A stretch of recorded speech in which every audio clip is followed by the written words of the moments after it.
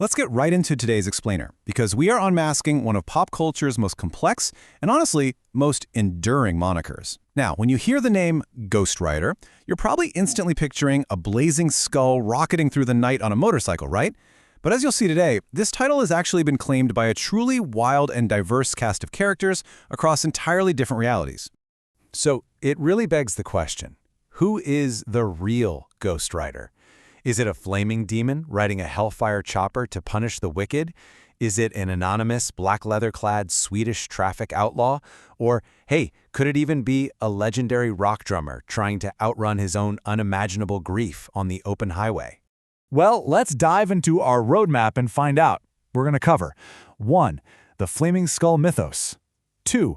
Origins in the Wild West. 3.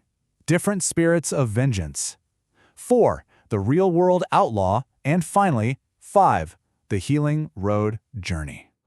Starting off with Section 1, the Flaming Skull mythos, the iconic superhero we all know. The absolutely crucial starting point here is understanding exactly what this comic book entity actually is. A spirit of vengeance is defined as a supernatural entity that's bound to a human host, and they're empowered by heaven to enact vengeance upon the sinners of mankind. This is the core lore that really anchors the Marvel Comics character. It's the curse that turns a regular mortal into this terrifying, flaming-headed skeleton with just unbelievable supernatural power. And the most famous human host for this spirit is, without a doubt, Johnny Blaze. Originally, Blaze was a stunt motorcyclist who made a desperate deal with the demon Mephisto to save his surrogate father's life. The price for that? His soul became bound to the demon Zarathos. So nightly, he transforms into this being that wields hellfire, an enchanted chain, and a shotgun. Blaze made his spectacular debut in Marvel Spotlight number 5 way back in August 1972. And fun fact, his creation was heavily influenced by the soaring popularity of the motorcycle culture you'd see in films like Easy Rider. Moving right along to Section 2, Origins in the Wild West, a twist in the timeline. Now, what's really interesting here is that Johnny Blaze actually wasn't the first Ghost Rider in comic book history. No way.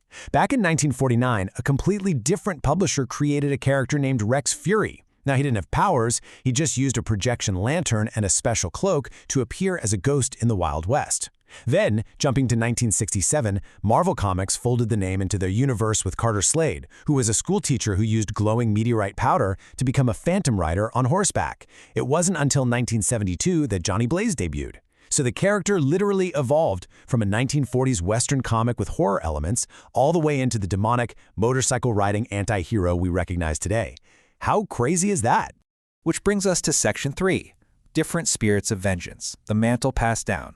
Because Ghost Rider isn't just one single person, it's an ancient curse, which means the mantle gets passed down through generations. Let's compare a bit. While Blaze was demon-bound and projected literal hellfire from his motorcycle, his famous 1990s successor, Danny Ketch, brought his own totally unique flavor. Ketch wielded a shotgun that fired mystical force blasts, and get this, he was actually the one who originated the use of the iconic Mystic Chain, and that terrifying penance stare?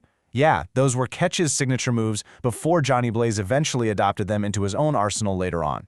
The amazing thing is that the spirit of vengeance adapts to whoever holds the mantle, across any era. Take Robbie Reyes, a modern Ghost Rider who actually drives a hellfire-fueled car. Then there's Kushala, an 1800s Apache who rides a flaming horse. There's even Sal Ramiro, who operated as a Ghost Rider during World War II. The sheer variety of hosts just goes to show that vengeance takes many forms. But before we leave the superhero realm entirely, I absolutely have to share this massive number, 500 pounds. When Ghost Rider was adopted into a feature film starring Nicolas Cage, they built a real, physical custom chopper down in Australia. It was 11 feet long and weighed over 500 pounds. The shiny chrome shell, that was actually fiberglass. It was wildly impractical. I mean, it wasn't street legal, it had 0 turning radius, and if they ran the engine for too long, the heat would literally melt the fiberglass exterior right off the bike. All right, let's shift gears to Section 4, the real-world outlaw, stepping out of the comic book. Because out in the real world, the name Ghost Rider was claimed by someone famously described as the most famous flaunter of road rules the world has ever seen. This was the alias used by an anonymous Swedish motorcycle stunt rider. He dressed entirely in black leathers with a pitch-black visor, and he produced a series of independently made DVDs where he just terrorized European highways. He would actively provoke law enforcement into high-speed chases, and in the process, he built a massive cult-like internet following. To give you a sense of just how extreme this outlaw was, 273.1 kilometers per hour. That is over 170 miles per hour. In his movie Ghost Rider: The Final Ride, he performed something dubbed the Uppsala Run. He rode from Stockholm to Uppsala, which is a distance of about 68 kilometers, in just 14 minutes and 55 seconds. And he sustained that insane average speed while weaving through heavy, everyday traffic. And to achieve that kind of terrifying speed, he needed serious machine power, 499 brake horsepower to be exact. He used highly tuned motorcycles, primarily a heavily modified turbocharged Suzuki Hayabusa.